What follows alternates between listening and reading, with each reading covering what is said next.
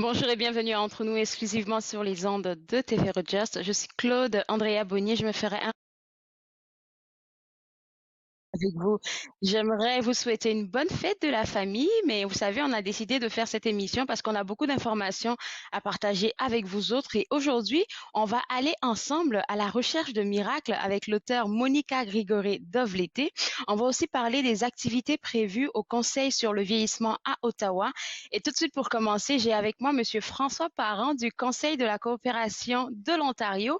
Et on a tellement eu à discuter la dernière fois que vous êtes venu qu'on s'est dit il fallait vous avoir encore à nouveau à l'émission parce que vous avez une panoplie de programmes, d'ateliers à présenter au public. Et le premier dont on va parler, il s'en vient pour le 19 février. C'est une discussion, je vais dire, sur le financement des organismes à but non lucratif. Et ça, je pense que c'est le moment d'en parler parce qu'ils en ont besoin, ces organismes-là, de financement.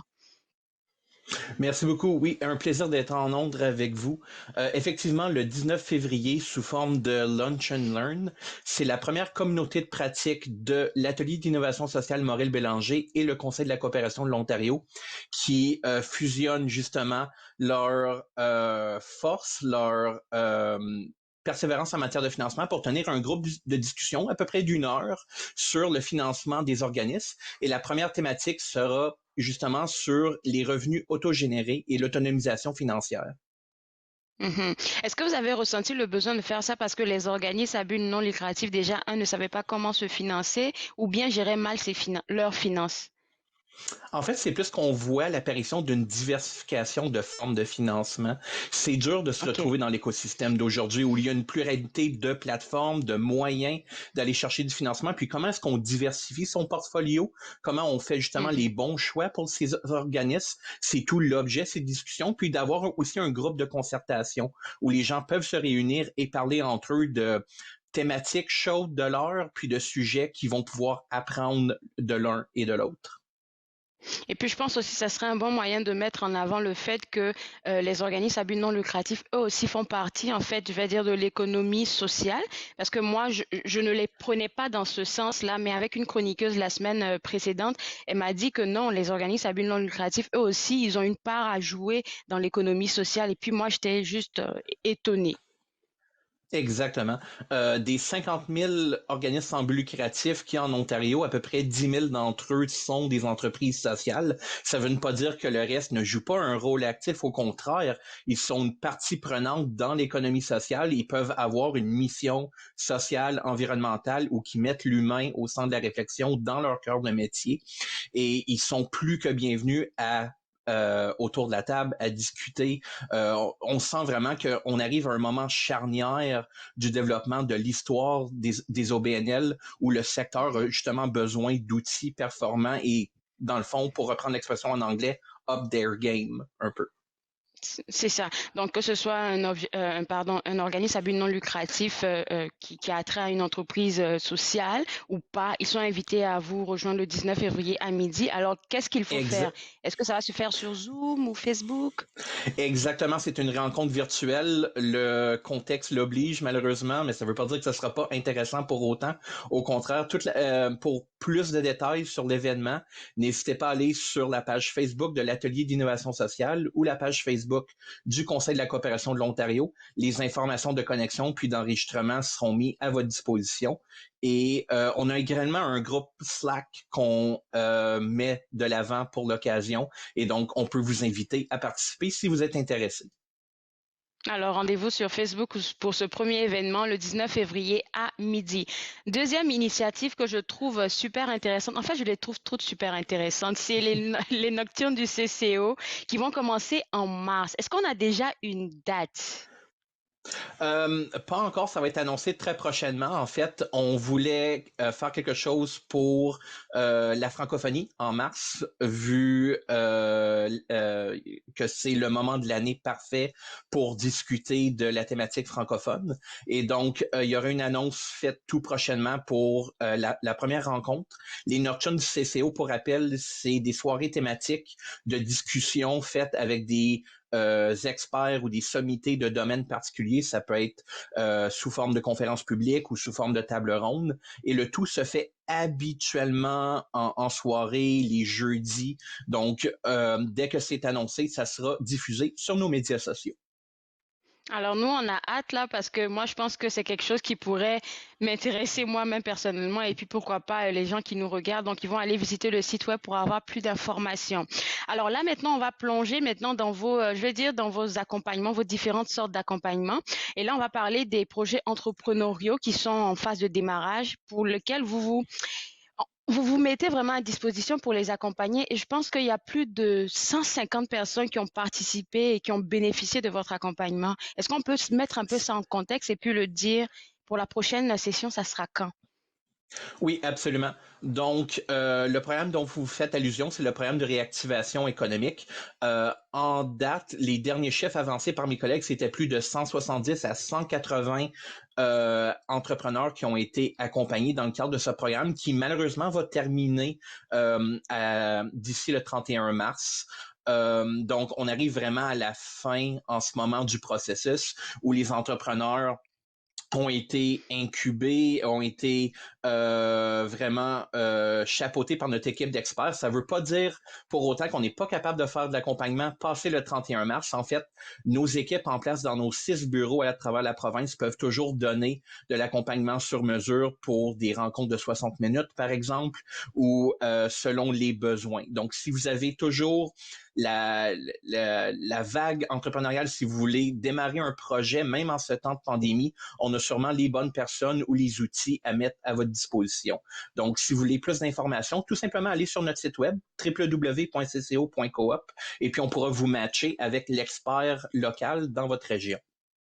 Et puis en même temps, puisqu'on parle de ce projet de réactivation économique, là, vous avez mentionné le fait que si quelqu'un veut se lancer en entreprise, il peut y aller et puis avoir une rencontre de 60 minutes avec un des experts. Mais et si moi, par exemple, j'ai une entreprise qui existe depuis bien des années et qu'en période de pandémie, vraiment, ça ne va pas et j'ai besoin d'un accompagnement, est-ce que ce programme, il est pour moi aussi? Oui, absolument. Donc, le but, ce n'est pas seulement de créer des nouvelles entités, mais également de supporter les entrepreneurs qui sont en phase de difficulté et les aider à passer à travers ces épisodes épineux de notre histoire économique. Donc, on peut soit faire de l'accompagnement dans la structuration, l'opérationnalisation du projet, vous aider à trouver des sources de financement alternatives. Il y a plein de solutions qu'on peut travailler avec vous directement.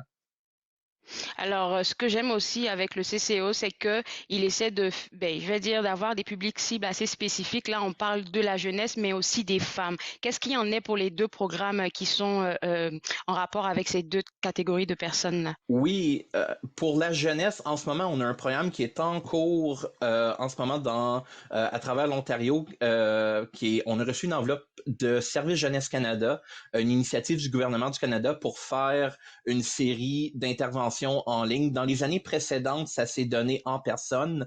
Malheureusement, en raison de la pandémie, on doit tenir ces ateliers virtuels. N'empêche, la programmation est des plus intéressantes. On a eu confirmation tout récemment d'une extension du projet pour l'année 2021-2022. Donc, on l'espère que les activités vont pouvoir se poursuivre. C'est sur 3 semaines. Vraiment très intéressant. Les jeunes vont être amenés à créer leur propre projet, faire un pitch, recevoir du feedback et le tout porte sur des thématiques d'engagement, de participation citoyenne, de bénévolat. Il y a un contenu adapté qui a été créé pour l'occasion.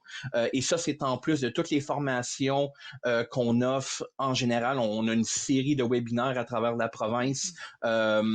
Projet d'accompagnement, par exemple, dans le Nord pour les femmes entrepreneurs à travers l'initiative Wozen.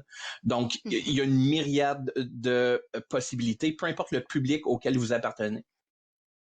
J'adore sincèrement, là, surtout pour le programme jeunesse, parce que vous m'avez dit ça la dernière fois. Vous voulez vraiment faire un focus sur la jeunesse parce que c'est la génération future de demain. Il faut les préparer à être de bons francophones entrepreneurs. Et ça, franchement, au nom de toute la communauté, je tiens à vous remercier. Puis moi, je vais inviter les gens à vous suivre et sur Facebook et puis aussi sur votre site web pour avoir vos actualités de tous les jours. Merci beaucoup, Monsieur Parent, et bonne journée. Merci, bonne journée. Au revoir. Alors pour vous autres à la maison, que dire? Les programmes du CCO, franchement, moi je les trouve extraordinaires. Vous êtes invités à visiter le site web au www.cco.coop ou bien même à les suivre sur leur page Facebook Conseil de la coopération de l'Ontario. Maintenant, on va s'intéresser aux programmes ou aux différentes activités qui se passent du côté du Conseil sur le vieillissement à Ottawa. Et vous allez forcément la reconnaître. Caroline Bergeron est avec nous ce matin. Et Caroline, tu viens nous Bonjour. parler d'un nouveau programme qui s'appelle Vieillir allumé. C'est quoi ça? Oui, c'est ça. Donc, c'est une série d'ateliers éducatifs, un atelier éducatif conçu pour les personnes aînées, pour les aider à se préparer aux transitions de vie. Donc, passer à la retraite, changer de logement, avoir des problèmes de santé, par exemple, comment gérer ça. Donc, c'est vraiment des bons ateliers avec de l'information crédible et basée sur des ressources existantes dans la région pour aider les personnes aînées à prendre des décisions éclairées lorsque viendra le temps de vivre ce genre de situation-là. Donc, c'est Alors, une je série vois, de 8. Oui, c'est ça. c'est ça. Donc, c'est une série de 8 ateliers qui durent 2 heures chaque. Puis, en français, ça commence ce jeudi, donc tous les jeudis de 13h à 15h. Puis, pour ceux qui sont intéressés, il y a plus d'informations sur chaque atelier sur notre site web. Mais c'est vraiment bien parce que c'est dynamique, ça se fait en groupe, donc on s'attend à avoir 25 personnes par groupe. Il y a 5 places, il nous reste 5 places pour les aînés francophones, donc c'est pour ça qu'on lance l'invitation. Ça coûte 25 pour les membres du Conseil sur le vieillissement ou 50 pour ceux qui ne sont pas membres. Ça, c'est vraiment pour les 8 ateliers. Donc, c'est ça, comme je disais, c'est interactif. Il y a aussi un cahier d'exercice pour vraiment prendre le temps de réfléchir, d'utiliser les ressources qui sont utilisées. Puis c'est vraiment une belle occasion de se préparer mentalement, physiquement pour ces transitions de vie à venir. Définitivement. Alors, je sais que la plupart de vos ateliers, oui, c'est pour les personnes aînées, mais vous encouragez fortement aussi les personnes qui travaillent dans l'accompagnement aux aînés à vous rejoindre. Est-ce que cet atelier ou ce programme-là est aussi accessible pour eux autres? Oui, tout à fait. C'est pour ces personnes-là, c'est pour tout le monde qui peut aider d'autres à vieillir en bonne santé. Donc, oui, on les encourage également, mais aussi pour ces personnes elles-mêmes. Ces personnes-là vont prendre leur retraite éventuellement. Ces personnes-là peuvent peut-être déjà être prêts à réfléchir à ces choses-là. Donc, on l'encourage à tout le monde. Oui. C'est un sujet intéressant parce qu'on est tous appelés à vieillir. Ça, c'est une réalité. Alors, le premier Oui. atelier commence le 18 février. Ensuite de ça, il y aura 7 autres dans les semaines qui suivent. Ça, c'est la première Exact. affaire qu'on voulait discuter ce matin. Deuxième affaire, paraît-il qu'au Conseil sur le vieillissement, il y a 5 cours complémentaires qui se sont ajoutés. Exactement. Donc, le programme Vieillir animé, c'est comme le programme de base, ces 8 ateliers-là. Sauf qu'à ça, vous pouvez, si vous êtes intéressé, ajouter un atelier ou jusqu'à 5 ateliers. Puis, ce qui est bien de ces ateliers-là, c'est que ce n'est pas une série, donc pas besoin d'assister à un, ensuite à l'autre. Et ça touche vraiment à la pandémie. Qu'est-ce que vous devez savoir maintenant pour demeurer résilient, étant donné que ça fait déjà 11 mois que tout le monde est en pandémie. Mais donc, certains des ateliers, par exemple, c'est pour faire des achats, des transactions bancaires en ligne, mais comment faire ça de façon sécuritaire. Il y a aussi la saine alimentation. Tu sais, ça fait longtemps qu'on sait que c'est important, mais encore de plus en plus, surtout l'hiver, la santé mentale, l'isolement social. Donc, c'est tous des sujets très importants ou que des ressources sur le sujet pourraient certainement nous aider, n'importe qui, comme on vient de le dire. Les 2 autres ateliers sont sur la gestion des situations d'urgence et la socialisation à distance. Est-ce qu'il y a peut-être des trucs que vous ne connaissez pas encore qui pourraient vous aider à demeurer connecté avec les autres pour contrer cet isolement-là? Donc, Il y ça, a ces ateliers-là. Il Mhm. coûte 5 chacun pour les membres du Conseil sur le vieillissement, 10 pour les non-membres. Puis ils sont offerts à partir du mois de mars en français. Donc, vous pouvez également visiter notre site web pour obtenir davantage d'informations sur ces différents ateliers. Et Caroline, j'aimerais juste savoir, je sais que le transport aussi, c'est quelque chose que vous discutez beaucoup. Est-ce que ça sera l'une des thématiques des cours complémentaires qu'il y aura ou pas du tout? Pas pour l'instant, mais le transport fait partie du programme de base parce qu'une des transitions de vie, par exemple, c'est décider si on arrête de conduire notre propre voiture. Donc, le transport en fait partie, sauf que le transport en général, c'est un de nos comités, par exemple, au Conseil sur le vieillissement. On a des guides disponibles sur notre Mhm. site web. Donc, si vous êtes intéressé par ce sujet-là, on vous recommande également de visiter notre site web puisque c'est un des domaines des villes amies des aînés. Ottawa est une ville amie des aînés. Donc, c'est certainement un sujet qui nous préoccupe beaucoup. Alors, dernier sujet de ce matin, c'est le webinaire international avec vos collègues de la Belgique et de la Suisse. Ça, c'est gros, ça. Exactement. Oui, oui, c'est la première fois qu'on organise un webinaire international de la sorte. Le webinaire est organisé en partenariat aussi avec la Fondation Luc Maurice des résidences Maurice à Montréal et notre équivalent en Belgique qui s'appelle le Réseau Sequoia. Donc, c'est une association pour les personnes aînées là-bas. Donc, on organise un webinaire international qui a comme thème qu'est-ce que vieillir dans nos sociétés actuelles. Donc, c'est aussi pour comparer Belgique, Mm. France, Suisse, Europe et le Canada, comment le vieillissement est différent. Donc, le webinaire aura une table ronde d'experts internationaux en vieillissement qui viendra tenter de changer le regard sur le vieillissement. Puis c'est ça, le webinaire aura lieu le vendredi 23 avril à 9 heures, heure du Canada, ou à 15 heures en Belgique. Puis c'est gratuit, c'est pour la population générale et on vous encourage dès maintenant de garder cette date dans votre agenda pour pouvoir y assister. Puis on aura un lien pour s'inscrire au Mhm. webinaire dès le début du mois de mars sur la page web du Conseil sur le vieillissement. Je pense qu'en mars, on aura le temps d'en reparler, je suppose avec beaucoup plus Oui, d'informations pour pouvoir vraiment intéresser les gens à participer à ce webinaire-là international. Merci beaucoup, Caroline, et puis je te oui. souhaite une bonne fête de la famille. Merci, merci beaucoup. Bonne fête de la famille également. Bye. Bye. Alors, pour vous autres à la maison, pour être à l'affût de toutes les activités du côté du Conseil sur le vieillissement à Ottawa, le site web, c'est le www.coaottawa.ca ou même vous pouvez visiter leur page Facebook Conseil sur le vieillissement à Ottawa. Ils actualisent tout le temps leurs activités. Maintenant, on va s'apprêter à aller à la recherche de miracles avec l'auteur Monica Grigoré. Excusez-moi, l'auteur Monica Grigoré Dolvlété qui est avec moi. Et on s'est dit tantôt je vais t'appeler Monica. Et puis la première question que j'ai envie de te poser, parce que à la recherche de miracles, en fait, c'est le titre de ton ouvrage. Pourquoi à la recherche de miracles comme titre? Bonjour, merci d'abord de m'avoir invité.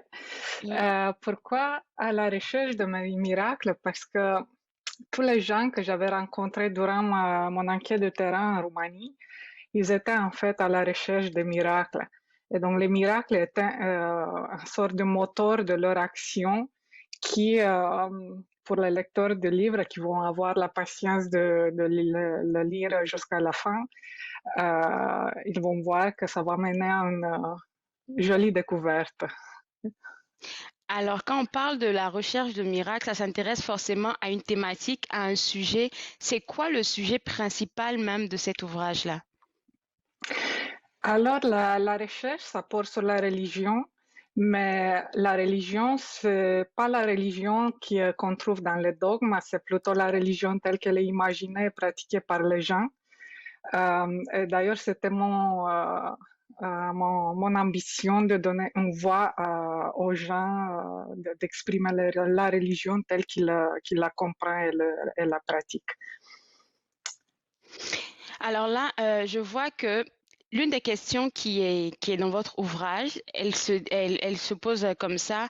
Pourquoi la religion, pardon, est si présente en Roumanie post-communiste? Et puis moi, quand je faisais quelques recherches pour notre entrevue ce matin, je me suis rendu compte que les gens, c'est écrit sur certains articles, les peuples qui ont été post-communistes, la plupart du temps, la religion va de soi. Ils se sont, je vais dire, inspirés de l'évangile pour pouvoir faire le post-communiste. Donc, je me dis, normalement, ça devrait aller de pair. Mais pourquoi vous vous êtes posé la question de savoir pourquoi la religion était si importante en Roumanie? Parce que on y croit que partout dans le bloc ex-communiste, la religion est devenue très importante, mais ce n'est pas le cas pour tous les pays. Par contre, en Roumanie, la religion est devenue très, très forte, tel que même aujourd'hui, la Roumanie est un des pays les plus religieux de l'Europe. C'était une augmentation graduelle, mais qui ne cesse pas d'augmenter. Donc, la question que je me suis posée, c'est pourquoi la religion est devenue tellement présente dans le sens qu'il y a presque personne qui se déclare pas non-croyante en Roumanie. Et c'est comme ça que ma recherche, en fait, a commencé. Par la suite, je suis pas vraiment la première de se poser cette question. Il y avait plusieurs chercheurs en Roumanie qui ont l'a fait bien avant moi, mais il y avait toujours comme une suspicion qu'il ne s'agit pas vraiment d'une vraie religion, mais plutôt de nationalisme ou remplir envie de pouvoir. Mais la religion déjà était plutôt méprisée et considérée comme faux religion. Et c'est à partir d'ici que j'ai fait un petit le détective sociologue en suivant avec curiosité qu'est-ce que c'est en fait cette religion qui pour certains chercheurs n'était pas religion. Et j'ai suspendu pour une période la définition de ce que peut être la religion pour y comprendre.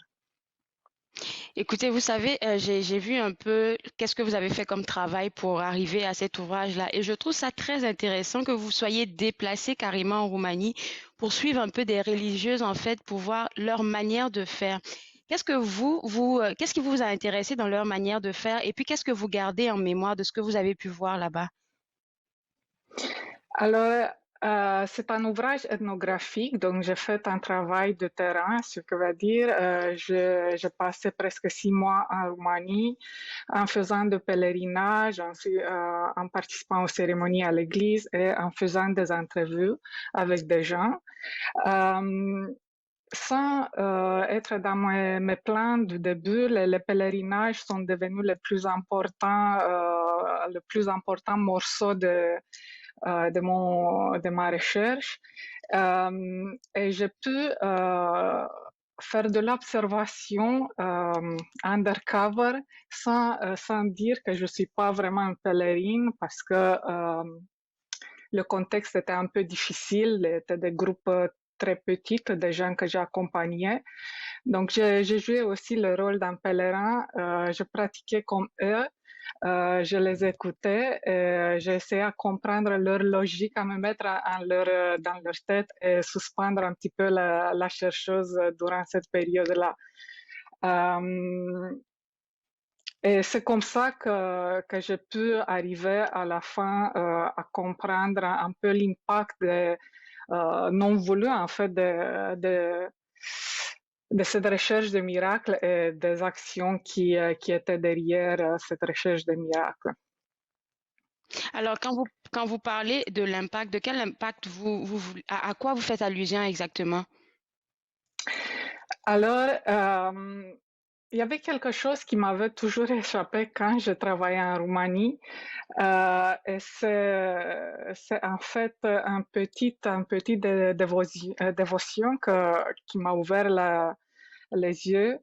qui a un pair entre la religion, entre le pouvoir de la religion aujourd'hui en Roumanie et ce qui est un discours anticommuniste très fort qui occupe la place publique après la chute du communisme en décembre 1989. Et en fait, la religion est devenue comme une valeur de la démocratie, étant donné que l'athéisme était la valeur du régime communiste. Donc, à l'envers, ce qui était comme athéisme ou malcroyance est mal vu, et donc la religion est devenue valorisée et devient comme un centre de ce qui peut être le système démocratique roumain aujourd'hui. Le revers de ce retour à la religion, c'est que la Roumanie, c'est pas un pays qui était athéiste auparavant, mais c'était toujours un pays religieux bien avant le régime communiste. Donc c'est pour ça que je parle de la redécouverte et pas d'une découverte de la religion. Et c'est en fait une religion qui était au cœur de l'extrême droite des années 30 en Roumanie, très basée sur le mysticisme. Et c'est cette religion-là qui revive en Roumanie et qui se fait porteur des valeurs de l'extrême droite qui entrent dans le cœur de la société roumaine post-communiste. Alors, quand on fait allusion à la religion ici dans vos thématiques, dans vos recherches, est-ce que c'est la religion catholique ou c'est toutes sortes de religions? Non, la Roumanie, c'est un pays orthodoxe majoritairement, donc c'est l'église orthodoxe, la principale église de la Roumanie. Il y a un peu de catholiques aussi, mais très peu.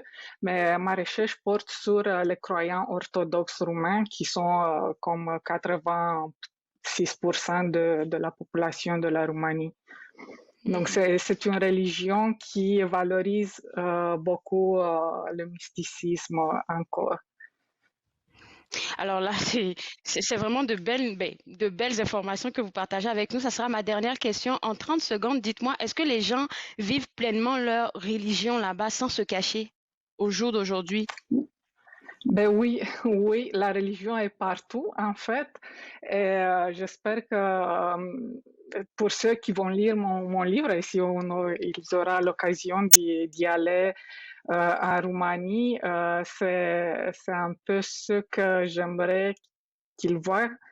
Le sens de l'observation, en fait, la religion est partout, vraiment partout, à tout coin de rue, dans tous les appartements, dans la vie des gens. La religion, ça fait partie du mode de vie des gens.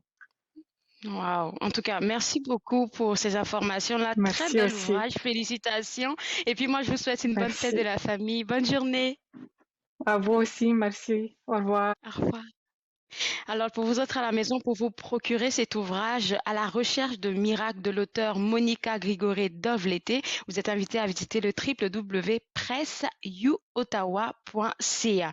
Moi, je me suis fait le plaisir de passer cette demi-heure avec vous. On sera de retour demain en studio, de ma maison à partir de 11h. On va parler avec Erika Alnes qui nous fera part du nouveau programme Fondu au Noir. On va aussi parler de toutes les activités qui s'en viennent au musée au parc Vanier avec Madeleine Meyer. On vous invite à être des nôtres demain à partir de 11h. Au revoir, prenez soin de vous.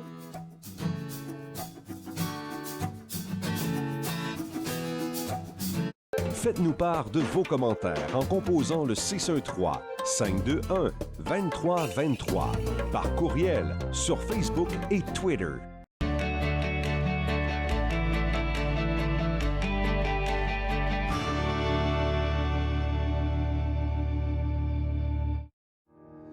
À l'émission Court Circuit, on rencontre l'artiste Mélissa Bédard qui nous parle de sa façon de conjuguer la scène, la comédie et la famille. Soyez au rendez-vous. Court Circuit, vendredi 21h sur TV Rogers. Les commerces, les restaurants et les services locaux d'Ottawa font partie importante de notre tissu urbain. Nous pouvons les aider en ces temps difficiles. Commandez chez eux en ligne, acheter des chèques cadeaux à utiliser plus tard, commander des repas à emporter ou à livrer, démontrer votre soutien sur les réseaux sociaux. S'il vous plaît, faites-le aujourd'hui. En savoir plus, visitez ottawa.ca/acheter local. Maman, je veux. Si, je veux. Arrêtez! Vous êtes dépassé par les événements? Tao Teled est là pour vous écouter.